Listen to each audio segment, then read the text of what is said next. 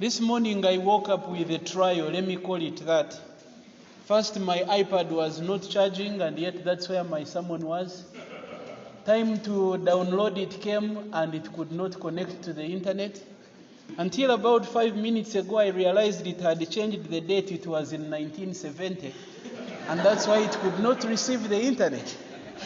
So, as I stand here, I can see my battery is around 8%.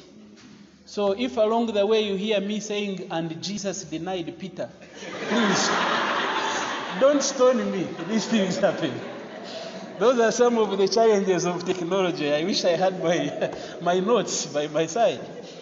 But anyway, let's go to Mark chapter 15 and read as far as we can go. This is the word of the Lord. Very early in the morning, the chief priests with the elders, the teachers of the law, and the whole Sanhedrin made their plans. So they bound Jesus and led him away and handed him over to Pilate. "Are you the king of the Jews?" asked Pilate. "You have said so," Jesus replied. The chief priests accused him of many things. So again, Pilate asked him, "Aren't you going to answer? See how many things they are accusing you of." But Jesus still made no reply, and Pilate was amazed. Now, it was the custom at the festival to release a prisoner whom the people requested. A man called Barabbas was in prison with the rebels who had committed murder in the uprising. The crowd came up and asked Pilate to do for them what he usually did. "Do you want me to release to you the king of the Jews?" asked Pilate, knowing it was out of self-interest that the chief priests had handed Jesus over to him. But the chief priests stirred up the crowd to get Pilate to release Barabbas instead. "What shall I do then with the one whom you call the king of the Jews?" Pilate asked them. "Crucify him," they shouted. "Why? What crime has he committed?" asked Pilate. But they shouted all the louder, "Crucify him." Wanting to satisfy the crowd, Pilate released Barabbas to them. He had Jesus flogged and handed him over to be crucified. The soldiers led Jesus away into the palace, that is the Praetorium, and called together the whole company of soldiers. They put a purple robe on him, then twisted together a crown of thorns and set it on him. And they began to call out to him, "Hail, King of the Jews!" Again and again they struck him on the head with a staff and spat on him. Falling on their knees, they paid homage to him. And when they had mocked him, they took off the purple robe and put his own clothes on him. Then they laid him out to crucify him. We praise you, Lord, for the reading of your word. Your word is power. And so we pray that this power will be released into our lives as we heed the message, as we receive it and believe it. May your Spirit be with us and apply the message of this preaching to each one of us, that our lives may be changed for the glory of your name. In Jesus' name we pray. Amen. I am really going to ask you to pray for me as I preach more than you have ever done before. Like I said, so many challenges this morning. Recently, I had a tooth problem and I did what they call a root canal, which has been very painful. My jaws are swollen, so even as I speak, I feel like my tongue is not moving well. So if you don't hear me communicating well, know that this side is not working and it's in big pain. So please pray that the Lord will work even beyond my abilities as he ought to, for the blessing of many. This morning we have opened Mark chapter 15, and as you may recall, we have been looking at characters around the cross, men who participated in the events that culminated in the crucifixion of Jesus. I want to continue reminding us that when we look at these narratives in the Gospels, we do not just look at them as the schemes of men who sought to crucify Jesus, but behind whatever it is they were doing was the sovereign, divine hand of God. is working through both the good and the bad behind these men to accomplish his purposes, which was the death of his son for the benefit of sinners. It is very important that we remember that foundation, that no matter who is playing a role in this drama of the cross, there is a way God uses all these events to bring about his purposes. We began by looking at Judas, the man who betrayed Jesus, the man who was with Jesus, the man who saw his miracles, the man who sat under his ministry, the man who betrayed him. We looked at Simon Peter, the man who was very self-confident and assured, who claimed that he would defend Jesus to the last drop of blood. But when the moment of reality came, he was no match for the powers of darkness. Not only did he deny him, but he denied him 3 times. Thankfully, by God's grace and mercy, we saw Peter not only restored and rise to become the leader of the church in Jerusalem, but also the man who wrote the 2 letters in which he calls believers from a self-confidence and pride to the humility that Christ offers. This morning we begin to deal with another character, the man Pontius Pilate, a man who has been in the Christian creeds for the last 2,000 years. Wherever the creeds are mentioned, Pontius Pilate will be there. And we want to know who this man is, what role he played in the drama of the cross, but above all, how God uses both his strength and weaknesses to accomplish his purposes. Mark chapter 15 is a very moving chapter, a chapter that calls us to see the action that leads to the drama of the cross. In this chapter, we see both evil and good forces working together to fulfill God's sovereign plan. We see the religious leaders of the day, as well as the political leaders of the day, for the first time share a high table in their schemes to crucify the Son of God. The church and state relations as they bring Jesus to what they call justice, but which is actually a miscarriage of justice. In this passage, it's not just the church and the state that come together, it's the Jews and the Gentiles. The Jews represented by the Christian leaders of the day. The Gentiles represented by Pontius Pilate and the Roman soldiers who participate in this drama. You may know that Jews and Gentiles had no relations, hated one another, but when it comes to deciding for Jesus, for the first time, these 2 people put together some fickle friendship that helps them to bring Jesus to this trial and eventually crucifixion. Now, what is even more moving in this chapter is not so much that you have schemers who come together to bring Jesus to judgment, but that instead of seeing Jesus on trial, we actually see these different factions standing before Jesus for their own trial. As you look through Mark 15, in fact, you see Jesus quiet most of the time. Jesus is not even speaking. He's not even defending himself against the accusations they bring at him. Instead, what we see is the plots of the religious and political leaders, their scheming, their lies as they bring false evidence against him, their manipulation of Pilate to force him to pronounce judgment or sentence on Jesus, their envy as it is revealed through the chief priests and the religious leaders, the foolish vows that are made by the crowds who, instead of choosing Jesus, choose Barabbas to be released and shamefully say, even if it means Jesus' blood being on our heads, we are willing to actually take responsibility. The person on trial here is really not the Son of God. The person on trial are these crowds that gather around him, as we see their wickedness revealed before Jesus, who stands quietly and watches them. As you walk through Mark chapter 15, you can't help but see fallen human nature at work.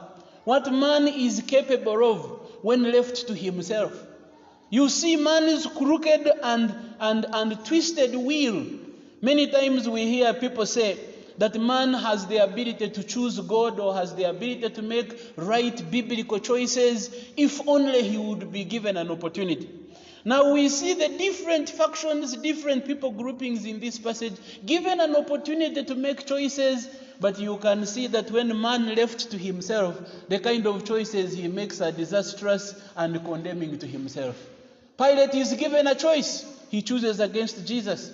The religious leaders are given a choice. They choose against Jesus. The crowds are given a choice. They choose against Jesus. We see twisted human nature. We see corrupted free will at work. And without the grace of God, no man can really choose to honor or even to follow God. But behind this, of course, we see the scheming of Satan, who knows that if he can crush the will of Christ before these watching crowds, hopefully he will deter him from fulfilling God's purpose, which is going all the way to die on Calvary's cross. Pontius Pilate comes to Jesus and he says, "Don't you know I have the authority to release you or to condemn you to death? Don't you want to defend yourself? And maybe, hopefully, if I find you okay, I can release you." But Jesus has not come to be excused. He has not come before Pilate to be released. He has come before Pilate to fulfill the scriptures which require that he go on the cross where he will die for sinners. Behind all these evil forces, as we said much earlier, is the divine plan of God. If you have read Acts chapter 2 from verses 23 to 24, you will see Peter make mention on that on Pentecost Day. He says that this Jesus, delivered up according to the definite plan and foreknowledge of God, you crucified and killed by the hands of lawless men, and God raised him up, losing the pangs of death, because it was not possible for him to be held by it. Peter, speaking on Pentecost Day, reminds us that the death of Jesus was no accident. It was not because the wicked forces of the religious leaders and the political leaders of Rome were more powerful than heaven. No, but that this was the definite plan of God. This was out of the foreknowledge of God, that Jesus would be crucified and he would die at the hands of lawless men for your salvation and mine. In Acts chapter 4, verses 27 to 28, we see the same thing repeated but in different words. It says that indeed Herod and Pontius Pilate met together with the Gentiles and the people of Israel in this city to conspire against your holy servant whom you anointed. They did what your power and will had decided beforehand should happen. They did what? They did what God's power and will had beforehand decided should happen. As we recount the events leading to the cross, as we celebrate Easter this coming Sunday, we need to be reminded that as we look through these narratives, what we are seeing is not wickedness becoming victorious, but God who is sovereign, bringing his purposes and promises to fulfillment, where he will showcase the wickedness and weakness of man, where he will prove himself as the sovereign God above all, and therefore demanding allegiance from everybody. Which is why Mark chapter 15 does not only present the actions of the different people groupings, but asks a pivotal question that every one of us must answer before the end. When you come to this passage, you will see Pilate asking the crowds that gather before him, "What shall I do with this Jesus whom you call the King of the Jews?" And each one of us in our relationship with God must come to that place where we answer that question. What shall we do with this Jesus, the King of the Jews? Will we betray him like Judas did? Will we deny him like Peter did? Will we sentence him like Pilate did, even though he was innocent? Will we, like the crowds, gather together and say, "Crucify him"? Every one of us at some stage in our lives must face this question, because God is not just recounting historical events for our amusement, but he is asking us to make a decision. He's asking us to rethink where we stand in terms of who Jesus is and what he has done for us. And the choices are really two. You either bow your knee in worship, or like the crowds we see gathered in this passage, turn against Jesus and hand him over for crucifixion. And of course, I should quickly remind you that whatever choice you make will have consequences. If you bow your knee to Jesus, he will surely receive you, and he will grant you an eternal inheritance in the Father's kingdom.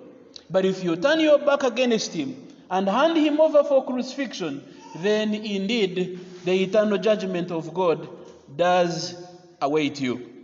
As we look at this passage, zeroing in on the central figure that is spoken about in this narrative, who is Pontius Pilate, it is important that we understand who this man is. From the scriptures or the Gospels and also from history, not much is known about the life of this man, Pontius Pilate. All we know especially is that he was the governor in Judea at the time of the crucifixion of Jesus. From the historical accounts, we know that this man was a very incompetent, heavy-handed, ruthless, cruel man, and who was very insensitive to the feelings of everyone else. The New Testament presents this man as a man who had a lust for power. Not only was he not contented by the governorship that he had, but he was a man who would defend his power and popularity even to the death. He was a man who had an insatiable appetite for political power. He lived for status and celebrity. He placed his career before everyone and everything.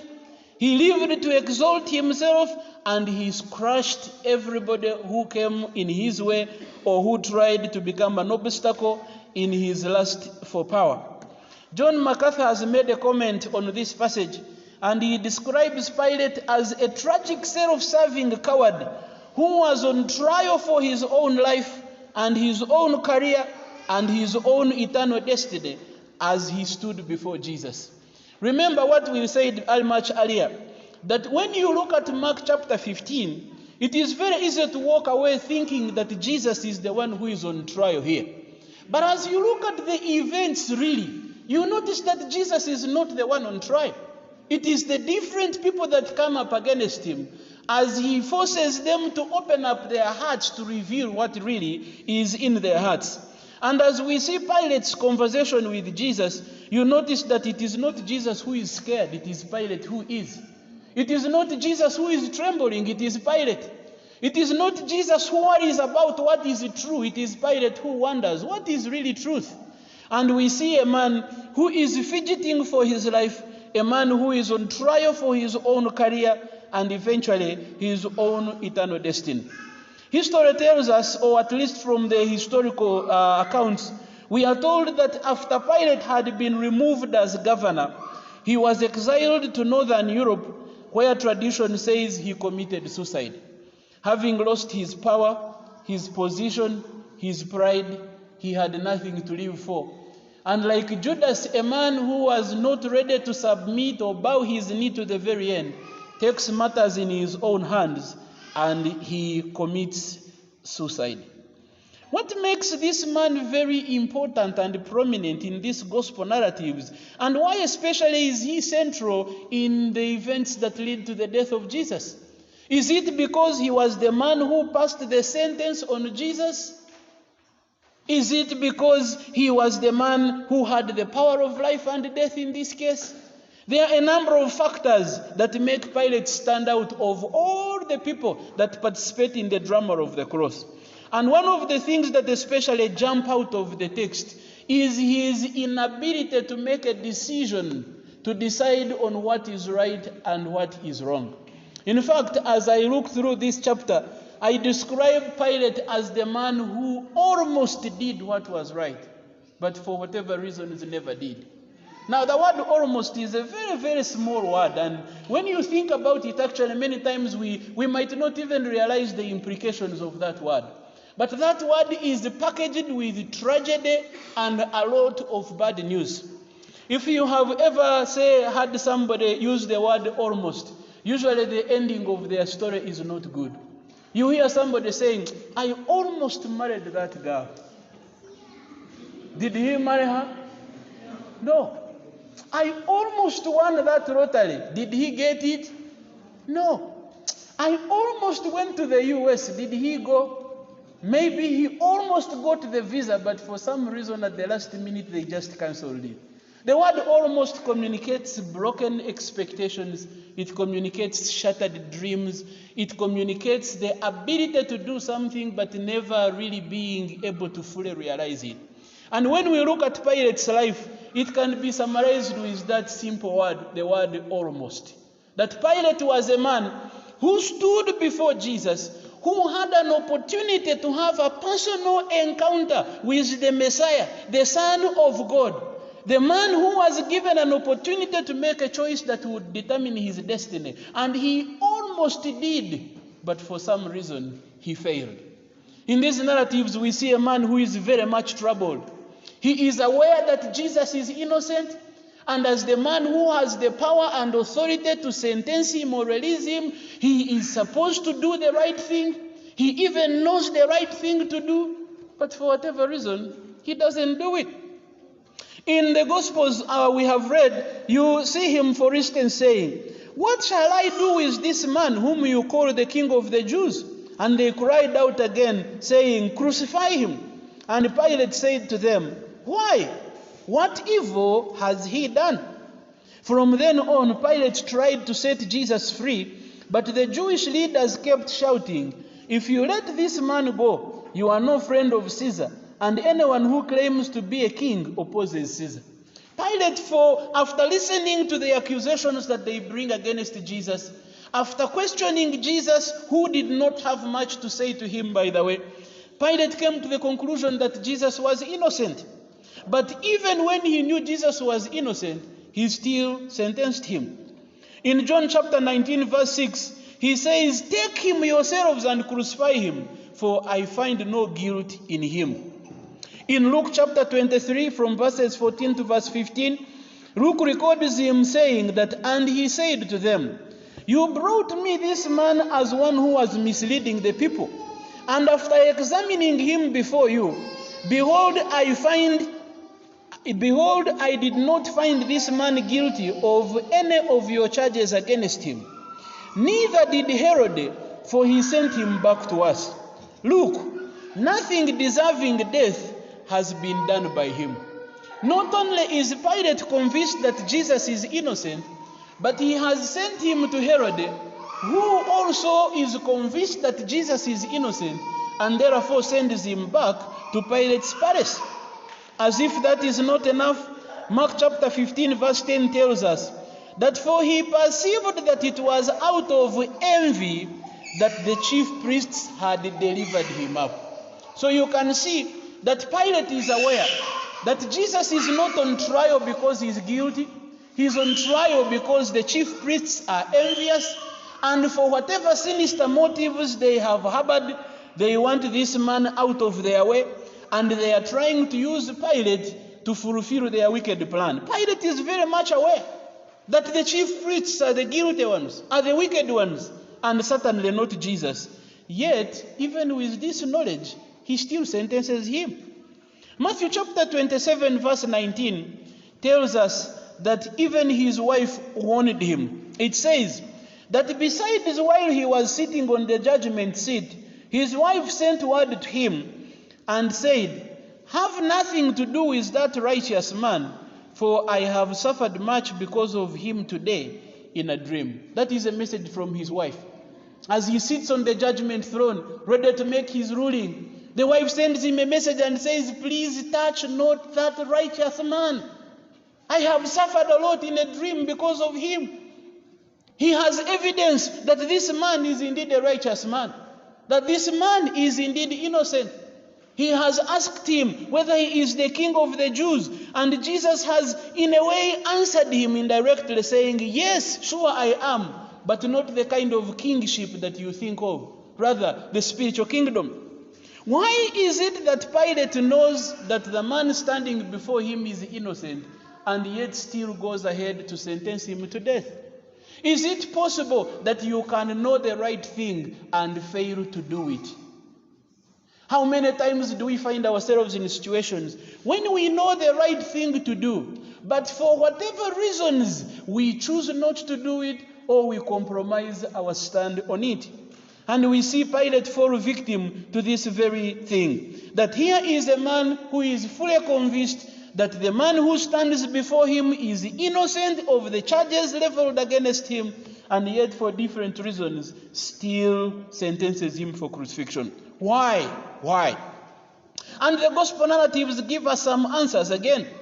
If you read Matthew chapter 27 verses 24, Matthew says that the screams for Jesus to be crucified were so strong and relentless, and Pilate feared that a riot was starting, and so he handed him over. Here is a man who knew that Jesus was innocent, but the majority of the crowd continued screaming that he should be crucified, and Pilate, out of fear for a riot, he handed over an innocent man to be executed. We see a man driven by fear instead of faith. We see a man who is willing to protect himself and his throne, and if it means sacrificing an innocent man, so be it. This is not a man who is not aware of what is going on. As we have read through the narratives, Pilate knows that Jesus is innocent. He knows that the crowds are wicked and they are lying against him. But he fears the consequences of making a right choice. Sometimes, as Christians especially, we are called upon to make very hard choices that carry huge consequences. And sometimes standing firm with your integrity might mean that you will suffer. Sometimes standing for the right thing might mean you will be persecuted, and we see this happening in the New Testament church. Sometimes standing for the truth might mean you will lose your job, or maybe you will even lose your marriage. And yet, no matter what, we are called as believers to stand for what is right and to stand for what has integrity, no matter the consequences. We see a man who was presented with an opportunity to make the right choice, but out of fear of consequences, fear of losing his power, fear of losing his throne, fear of what people might do to him, he sacrificed the Son of God to keep his skin. Now, it is very easy to look at Pilate's tragic story and condemn him, until we look around at our own lives and the personal choices we make every day. And we recognize that given the same situation, we could play the same role that Pilate played, or maybe even in most cases, we could be worse than Pilate in what he did. That each one of us find ourselves in a situation where we have to make choices for God, where we have to stand up for the Christian faith. And many of us on several occasions have failed and turned our backs for fear of what could happen to us. I personally remember an experience some time back when I found myself in a bribery situation. I was going to northern Uganda very early in the morning, and I had a seminar there. So as I reach around post office, Danger Road, I make a U-turn. I did not know that a police truck was following me, and I see them hooting and asking me to stop. So I stopped by the roadside. These guys come and they said, "Do you know what you have done?" I said, yes, I know what I have done. "Do you know that it's a traffic offense?" I said, "Well, yes, I know it's a traffic offense." They said, "Okay, so now you have two choices. Either you talk to our boss nicely and he lets you go," and of course you know what nicely means. It's not using a feminine voice. It is digging deep in your pockets. "Or we will take you to court later at around 11 and you stand the charges and pay your fine and go." So I'm here in the car early in the morning, but I'm sweating. And I'm thinking, okay, I am going to northern Uganda. There is about 120 pastors waiting for me. I am supposed to be doing the training. If I go to court at 11, what's going to happen in northern Uganda? But now the question is, if I talk to the police boss nicely, what does that mean? And I'm here and I'm thinking, okay. Now, I know many of you are wondering, so what did you do?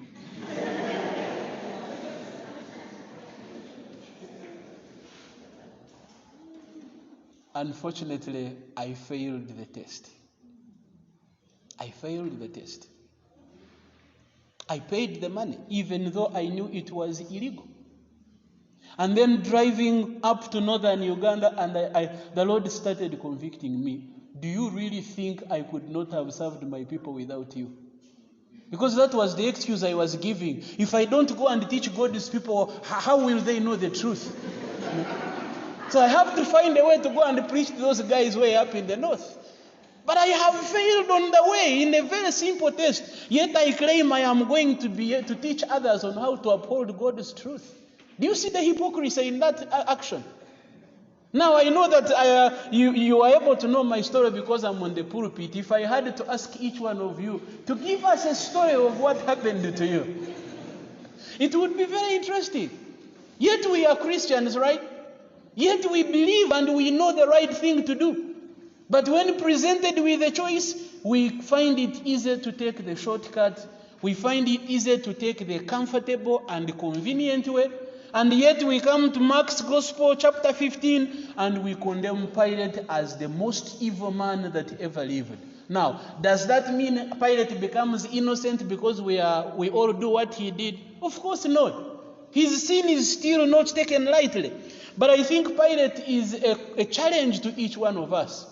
That even as we look at his tragic life, we remind ourselves of how very easy it is to fall like him. And therefore seek God's grace as we live out our Christian lives. That when such challenges or trials come our way, we will courageously respond in faith and not in fear, as we see Pilate doing. Pilate's problem is not just fear that drives him, but according to John chapter 19, verse 12 to 13, we also have manipulation from the religious leaders. We are told that as a result of this, Pilate made efforts to release him. But the Jews cried out saying, "If you release this man, you are no friend of Caesar. Everyone who makes himself out to be a king opposes Caesar." Now, he knew that if they went to Caesar again on his behalf, he was history. So when he heard these words, he brought Jesus out, sat down on the judgment seat at the place called the Pavement, in Hebrew, Gabbatha, and eventually sentenced him. Did he know Jesus was innocent? Yes. But now here he finds himself in a corner. Pilate was not a good friend to the Jews. In fact, he had had a number of riots amongst the Jews that threatened the stability of Judea, and he had already been warned by Caesar in Rome that if another riot erupts, he's going to lose his throne. So now the religious leaders know that he is in trouble. They use that very threat to manipulate him. If you do not do what we want you to do, we are going to report you to Caesar, and since you already have a last warning, you know what is going to happen to you. So Pilate, are you sure you want to do the right thing and lose your throne? Or do you want to do what we have told you to do, even though it is wrong, and we will help to keep you on the throne? That's the choice. That's the choice. Manipulation. And again, many times as Christians, we fall into the same trap. That sometimes you will find yourself in a situation where God gives you an opportunity to make the right choice, but you have some forces or some people who know about you who are trying to manipulate you. Maybe they know that one time you fell into some kind of sin. And now they are threatening and saying, if you do not do what we want you to do, we are going to expose you. Maybe you work with them, they are workmates in a company, and they know that at one time you had embezzled some money, maybe some little money. So now here there is an opportunity, they have embezzled 10 million, and they are saying, okay, the choices are two. You share with us and shut your mouth. Or you refuse and we tell the boss, you remember that 100,000 you took from the drawer the other day? Are you sure you want us to tell the boss? And of course, you know what happens. If they tell the boss, you could be fired. But on the other hand, you could shut your big mouth, we share the 10 million, and everybody moves on like nothing ever happened. That is manipulation.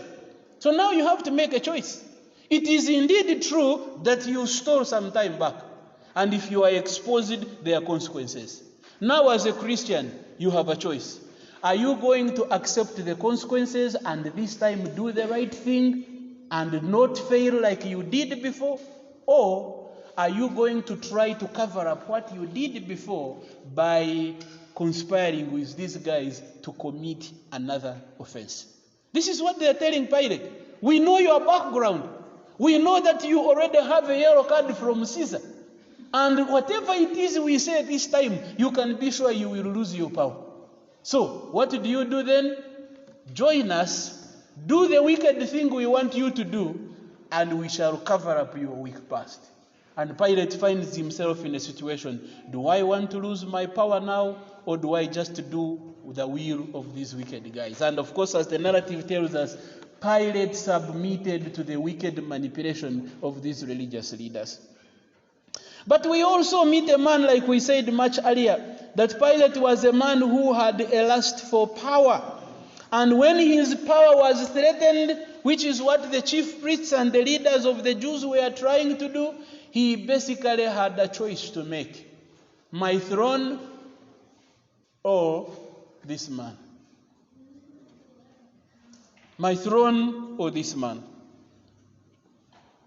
And he chose to crucify Jesus, even though he knew Jesus was very innocent. So what do we learn from Pilate's life?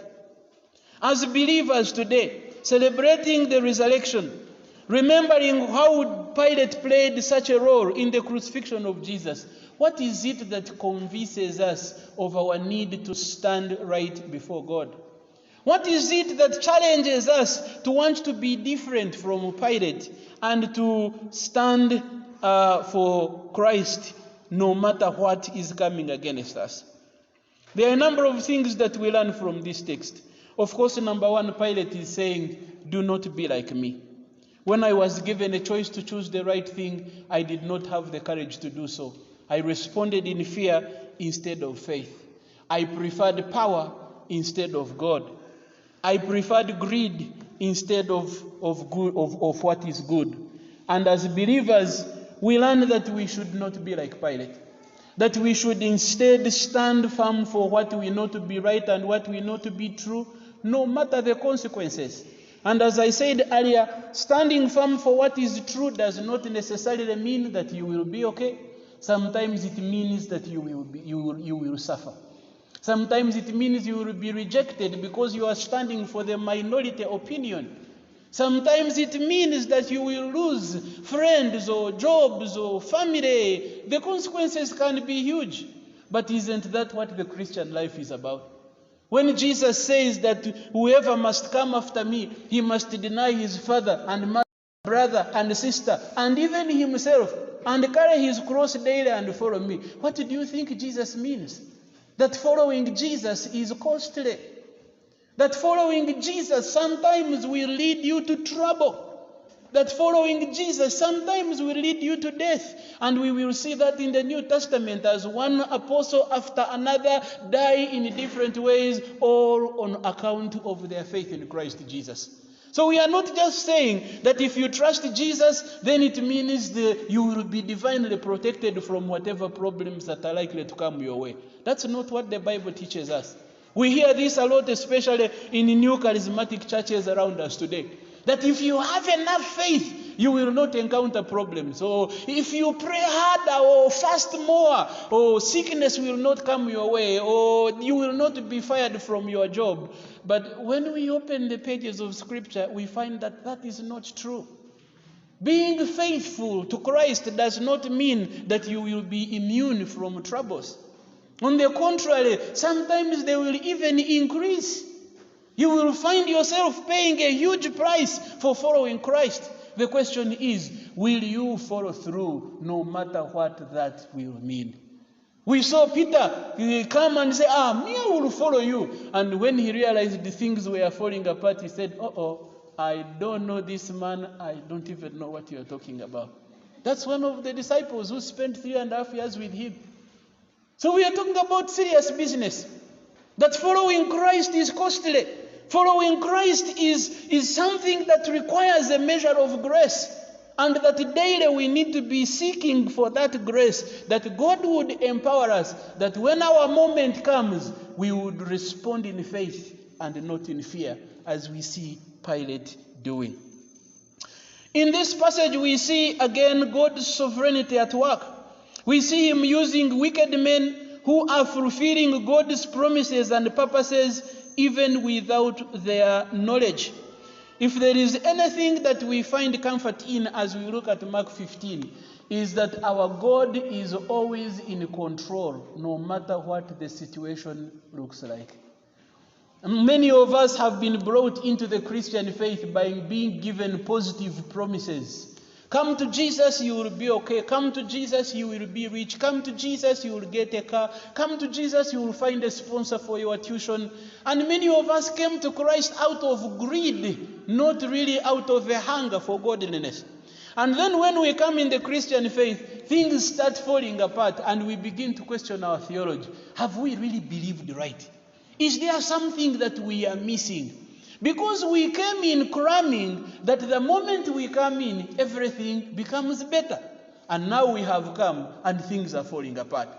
As we look at this narrative of the crucifixion, the whole scenario is very strange. Everything is falling apart. The man who once performed miracles and wonders is now tied like a criminal, very helpless, unable to do anything. No wonder the crowds look at him and they see a weak man and they ask for Barabbas, who had revolted against the Roman government for his freedom. They do not think a man who is helpless, tortured, mocked, flogged like this, that anything good can come out of him. As you look through the narrative, all you see is chaos and confusion, tragedy and weakness. You cannot believe this is the man who had claimed to be the Messiah, the Son of God. Yet, behind this darkness, in the weakness and the blood flowing from this man, God is still at work. He is working through the darkness. He is working through the seeming weakness of Jesus. He is working through the folly, the unbelief, and the madness of these people that are playing different roles in these events. And God will bring about his purposes. No wonder Peter on Pentecost Day says that this God raised him up from the dead. He loosed him from the pangs of death because death could not hold him captive. Not only does God sit and oversee the handover and the trial and the mockery of Jesus and eventually the shameful death on Calvary's cross, but he continues in power even to bring him out of the dead. From the beginning to the end, God was on the throne. God was in charge. When the world thought it was over, God was just beginning. There will be many times when you will encounter moments of darkness and wonder where God is. There will be many times when you pray and your prayers don't seem to be answered. There will be many times when you cry out to God and instead of things getting better, they become much worse. And you will start wondering, does God still care? Is he still on his throne? And in moments like that, you should be reminded of the words of the psalmist. That even when I go through the valley of the shadow of darkness, I shall not fear, for he is what? He's with me. Sometimes you will not feel his presence. But we are told in reality that God is with us. He promised his disciples in Matthew 28:20 that behold, I will be with you till the very end of the age. We do not only know that God is with us because we feel him. This is not about emotional feelings. We do not only know that God is with us because things are working well according to our expectations, but we need to understand that even when we do not feel him, even when we do not see the effects or the impact of his sovereign hand, God has never lost a battle and God has never come late. He will always be there. And at the end of the day, he is the winner and no one else. In John chapter 11, when the man Lazarus died, everyone was like, oh my goodness, it is over. The crowds who had gathered, when Jesus showed up, they said, this man who healed the sick and caused the blind to see, wouldn't he have healed Lazarus? In other words, what they are saying is, the only problem, he came late.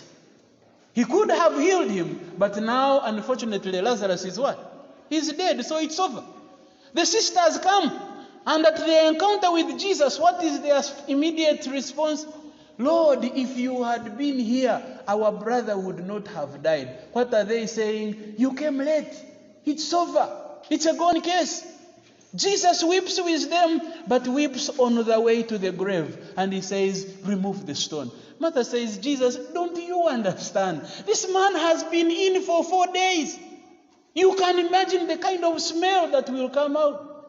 And Jesus gently turns to Martha and says, Martha, didn't I tell you that if you believe, you will see God? You will see the power of God. They remove the stone, and before anybody knows it, Lazarus is out of the grave, alive and well. That no matter what, Jesus never comes late. Even when you don't think that he is listening, he is listening.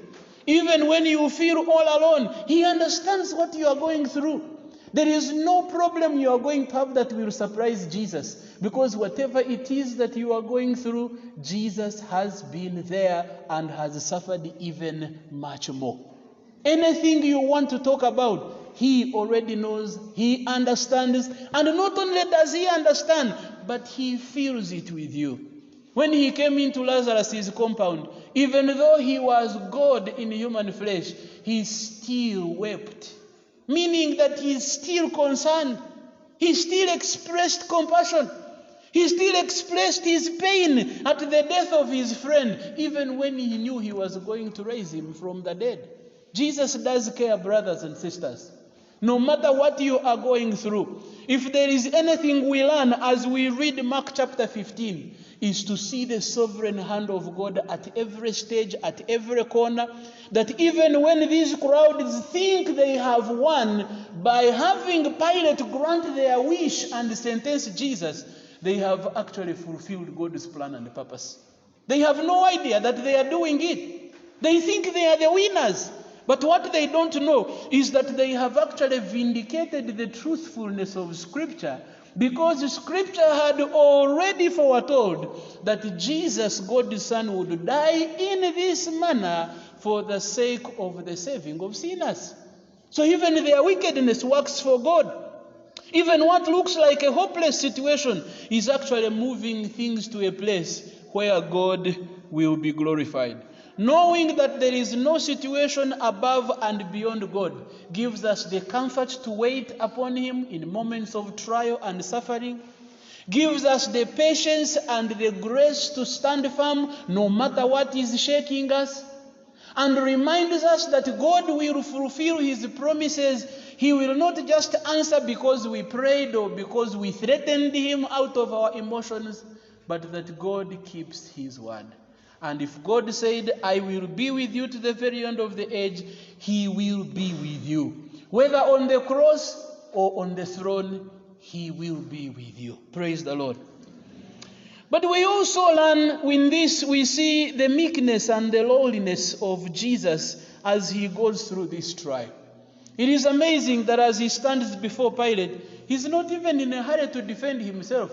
You would think that he would have brought witnesses, the crowds who followed him, and said, Pilate, you ask these guys whom I have been moving around with. The accusations they are bringing against me are actually not true. But instead of defending himself, he stands there quietly, because he knows that his destiny is not in the hands of human rulers, but of the sovereign God who planned his death, which will result into the good of many. Jesus understood that behind these human happenings and events was the divine hand of God. And instead of trying to get himself out of this scenario, he submitted to whatever the wickedness of men brought against him, so that he would fulfill the perfect plan of God. In 1 Peter chapter 2, verse 23, we read that when he was reviled, he did not revile in return. When he suffered, he did not threaten, but continued entrusting himself to him who judges justly. That in all these trials, in all this mockery and shameful display of the wicked men, Jesus remained firm and secure in the promises of God. For him, this was about God, not what the world was doing. Does that mean he didn't feel the pain? Sure he did. Does that mean that he didn't desire he would be delivered? Sure he did. Earlier we see him in Gethsemane praying that the cup of suffering would be taken away from him. But given the road of comfort and the one of pleasing God in the midst of suffering, Jesus chooses to suffer and trust his Father rather than take the shortcut to comfort. What a challenge to all of us.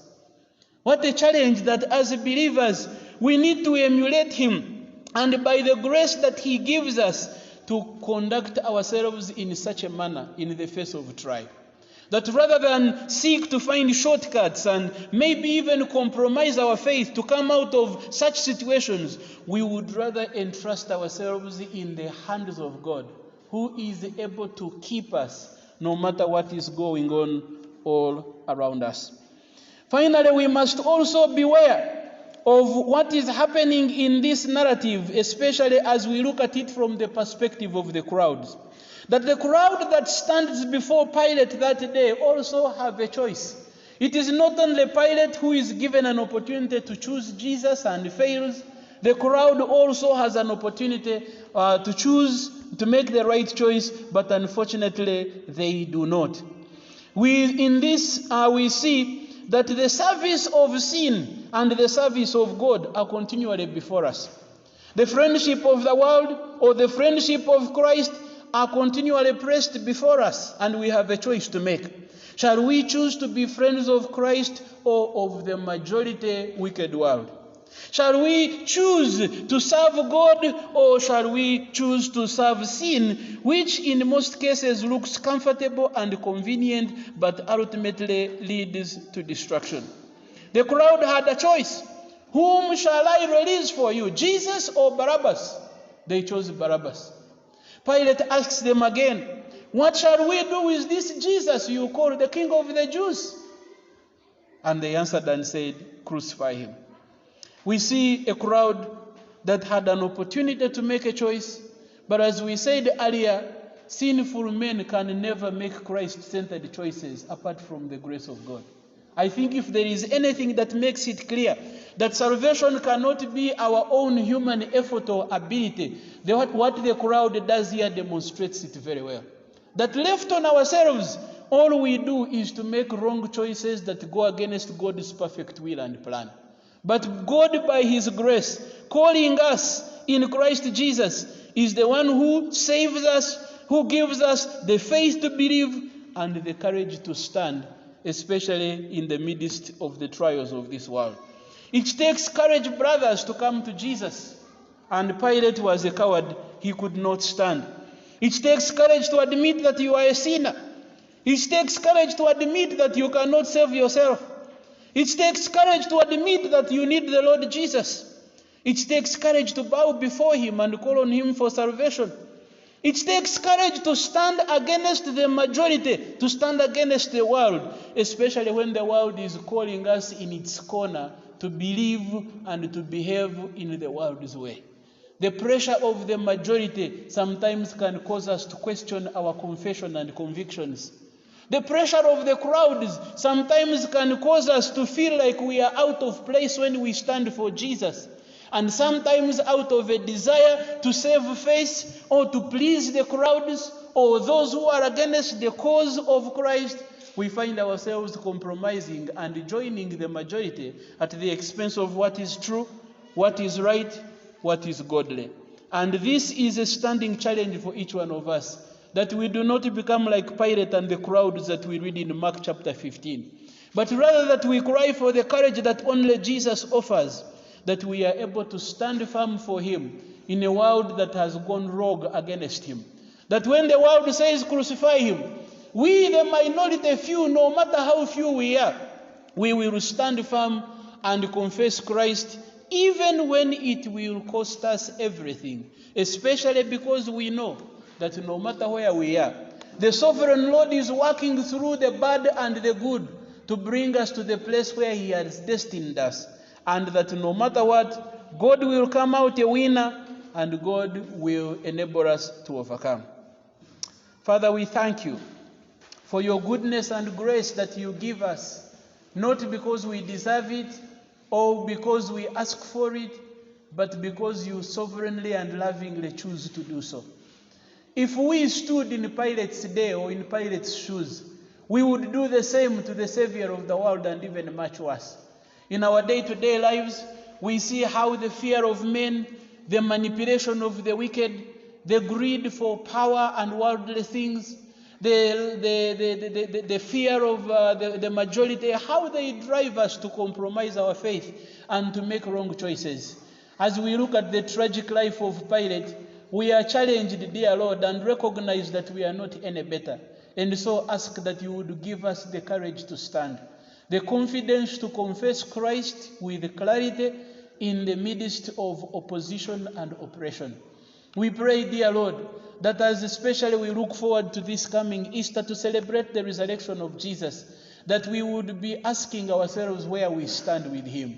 Have we taken a stand to honor him and to revere him and to set him apart as Lord? Or have we, like the majority, compromised and out of fear or other factors, handed him over for crucifixion?